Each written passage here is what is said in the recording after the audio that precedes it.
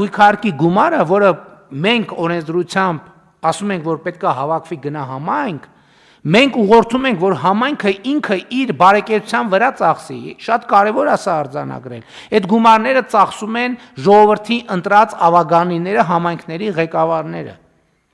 ոչ մեկ չի կարող ասել, մենք մեր համայնքի ղեկավարին չենք ընտրել, ձայն չենք տվել, եկել են կեղծել, չեն կարող այդպիսի բան ասել, էս էլ դնենք մի կողմ, այս վերջերս մենք ընդունեցինք մի նոր կարևոր մեխանիզմ, որը գնալով այդ մեխանիզմի ծավալները մեծանալու են, դա մասնակցային բյուջեն է,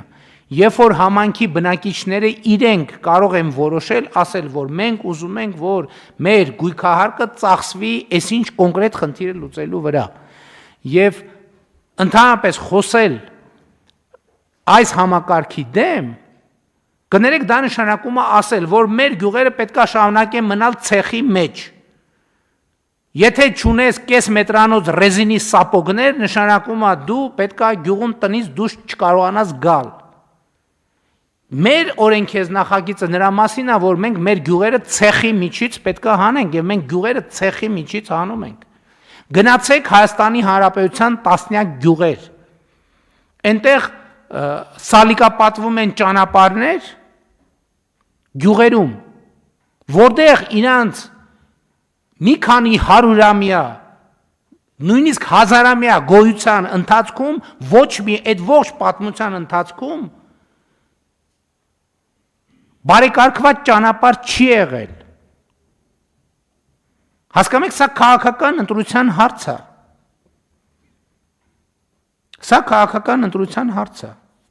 Եվ այո, մենք մեր սիրելի քաղաքացիներին ասում ենք ուղիղ, այս գույքահարկից էլի հիմա շատ որ բանարված է, դա շատ մոդա է, չէ՞, միանգամից ասում են, պարքևավճարները, բանը, ծառայական ավտոմեքենաները, ճոխ ավտոմեքենաները, գործող, այս գումարից, Ժորժ ջան, ամբողջը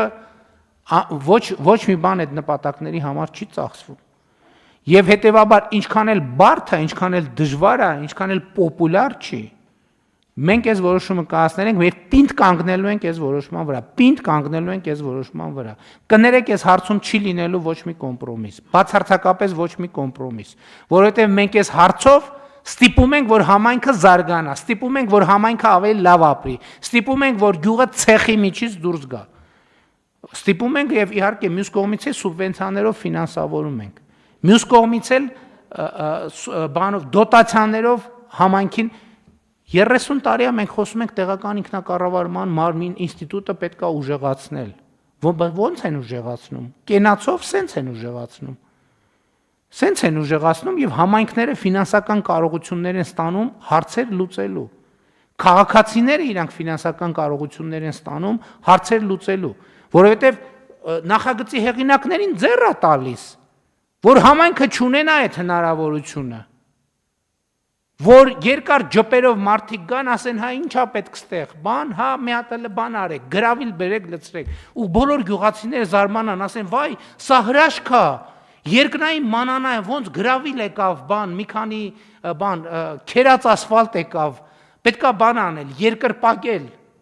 այդ հաստ վզերով եւ մեծ գլխերով մարդկանց, որ կարողացան երկնքից բանի Մովսեսի նմանությամբ մանանայի փոխարեն գրավիլ իջեցնել եւ մեր փոսերը լցնել, որի գոյությունը միջև հաջորդ անձրևն է։ Եվ սա այո քաղաքական ընտրության հարց է, որովհետեւ մենք մարդկանց ցեխի միջից հանելով մարդուն տալիս ենք ազատություն, այդ թվում որոշելու եւ շարժվելու ազատություն։ Իսկ մեր գործընկերներն պետք է որ մարդը մնա ցեխի մեջ, որ այդ երկնային գրավիլը անընդհատ, երկնային բրինձը, երկնային գրավիլը, երկնային տուկի թելը,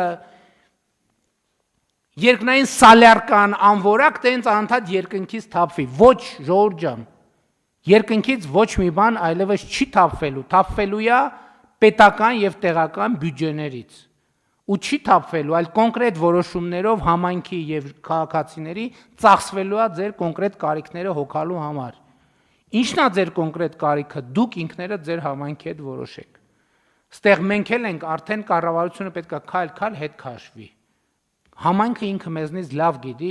թե որն է իր առաջնային։ Իսկ եթե համայնքը լավ չգիտի, մենք քաղաքացուն էլ հնարավորություն ենք տալիս նախորդ մի երկու նիստ առաջ դրա մասին խոսեցինք։ Հնարավորություն ենք տալիս, որ մարդիկ կառավարեն իրենց համայնքը։ Իսկ առանց բյուջեի կառավարել հնարավոր չի։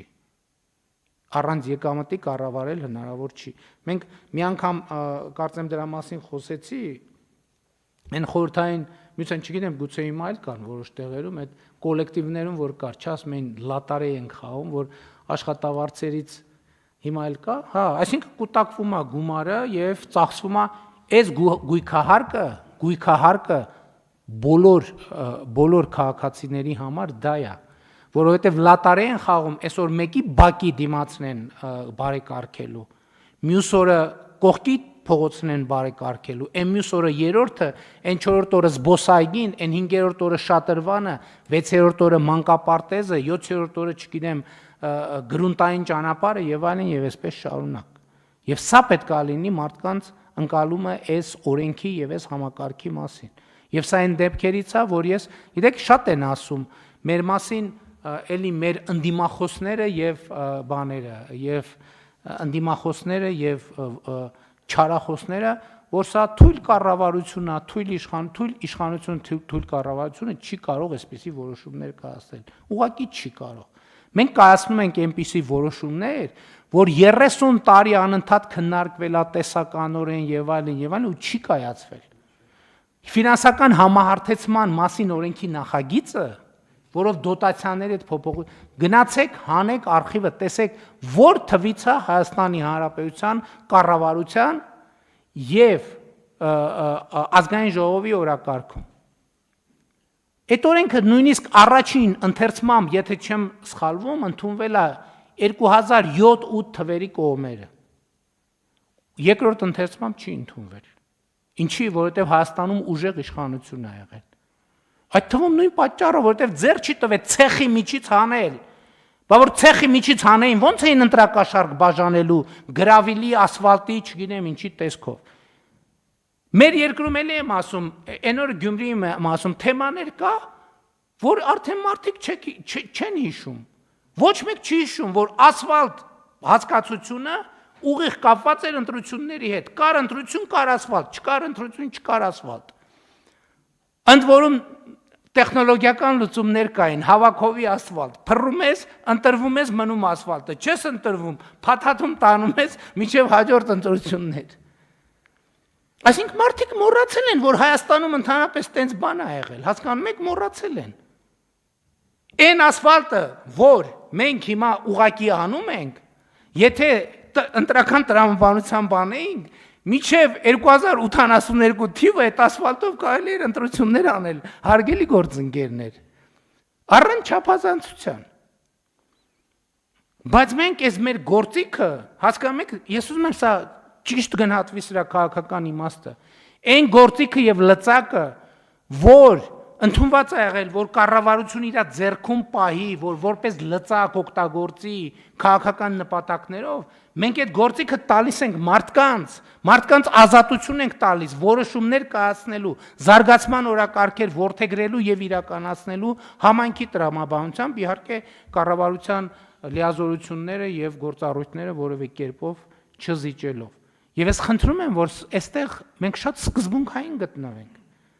որովհետև սկզբունքային չգտնվելու դեպքում մենք չենք կարող զարգացման այն օրակարգը, որը բխում է մեր երկրի շահերից, սպասարկել։ Բայց սրա հետ կապված ես ուզում եմ ասել, որ մենք որոշակի խնդիրներ ունենք։ Եվ այդ իհարկե մի քիչ երկարում է քննարկումը, բայց ես ուզում եմ սրա մասին խոսել, որը կապված է նաև համայնքային հողերի օտարումների եւ նրանց գների հետ։ Մենք իհարկե որոշակի փոփոխություններ ենք արել, որի արդյունքում, հա, շատ կարևոր բան, այս կադաստրային փոփոխությունների, գների փոփոխությունների արդյունքում համայնքների հողերի գները էականորեն բարձրացել են, ինչ նշանակում է նաև համայնքների եկամուտներն են բարձրացել, բայց այս վերջերս ես մի ահազանգ ստացա, որ 100 դրամով համայնքային աճուրդով ձեռք բերված հողը, հողակտորը վաճառվում մի քառակուսի մետրի մասին է խոսքը, Վաճառվում է մի քառակուսի մետրը, այսինքն համայնքից ձեռք բերված արդեն երկրորդային շուկայում վաճառվում է, ասենք օրինակ քառակուսի մետրը $500։ Ու բնականաբար հարց առաջացավ, այդ ինչպես կարող է դա տեղի ունենալ, եւ նախ հարց այն էր, թե ինչու է համայնքը 100 դրամով վաճառել այդ հողը։ Պարզվեց, որ համայնքը 100 դրամով որ վաճառել է ավագանու որոշմամբ, հələ մի բան էլ մինիմալ արժեքից 20 անգամ ավելի բարձր գնով է վաճառել, որովհետեւ այդտեղ եղել է արոտավայր կամ չգիտեմ ինչ որ բան կարգի հող, վատ կարգի հող։ Լավ, այդ հələ մի հարցն է, որը ինչ որ ձևով գիտություն ընդունեցին, բայց հաջորդ հարցն է ծագում, ո՞նց է որ հիմա շուկայում վաճառվում է 500 կամ լավ 50, լավ 10 անգամ 100 դրամ $50, հա $50, շատ լավ, թող լինի $50, ես մի 0 ավելացնում եմ։ Բայց նույնիսկ եթե $5, ասենք $100 համայնքից ներողություն, 100 դրամով համայնքից ձեռք է բերել, լավ ասենք եթե $5 վաճառում, ուրեմն 20 անգամ ավելի թանկ, եթե $50 է, ուրեմն 200 անգամ ավելի թանկ, բայց ո՞նց է ստացվում, ինչ է տեղի ունենում։ Պարզվում է հետևյալը, բացատրությունը, որ մենք այդ տարածական պլանավորման այդ գործողությունը, որ անում ենք, ընթացքում հաստատվել է համայնքի նոր կամ գլխավոր հատակագիծը կամ ինչ ենք ասում, պարոն Վարդանյան, այդ փաստաթղթին միկրոռեգիոնալ փաստաթուղթն է ընդունվել եւ ինչ է տեղի ունեցել։ Այդ ընթացքում այդ հողը, որը համարվել է